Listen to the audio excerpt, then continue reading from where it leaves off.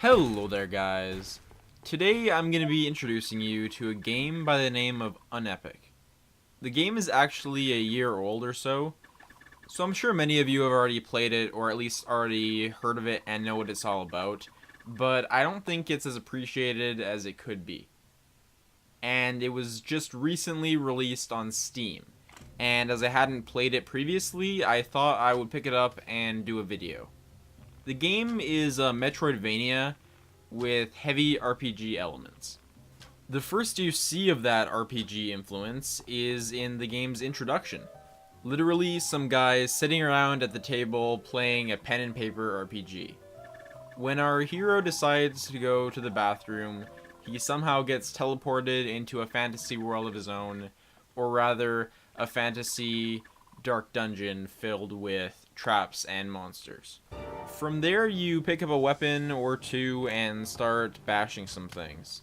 This thing is a real Metroidvania game. There's some limited platforming and a lot of combat, all set in a semi-open world. You can go whichever way you want, except for the fact that most ways are blocked. I think the appeal of this lies in the puzzle solving. While the main gameplay isn't about solving puzzles, it's more about killing things, the entire game in and of itself is a big puzzle. And one that is extremely satisfying to complete because it has so many pieces. And as that's the appeal of the genre, I think that this game implements that extremely well. The combat involves different weapons that are more or less effective against various targets and have different ranges. You can duck out of the way of the occasional thing and get behind opponents if you pay attention to some animations. So there is definitely some skill to the combat, but as I already mentioned, there is a lot of RPG stuff in there too. Shopkeepers with different kinds of armor and different kinds of weapons that will have higher stats or lower stats, and health potions galore, and a crafting system to make different things. There's also a simple leveling up system where you put points into different stats. You have different points for different weapons and different stats for your character.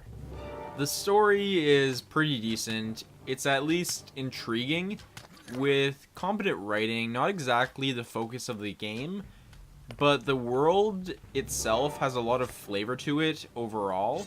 And while it lends itself very much so to a lot of references to a whole bunch of different popular things, it's by no stretch of the imagination completely generic. It has a lot of uniqueness to it.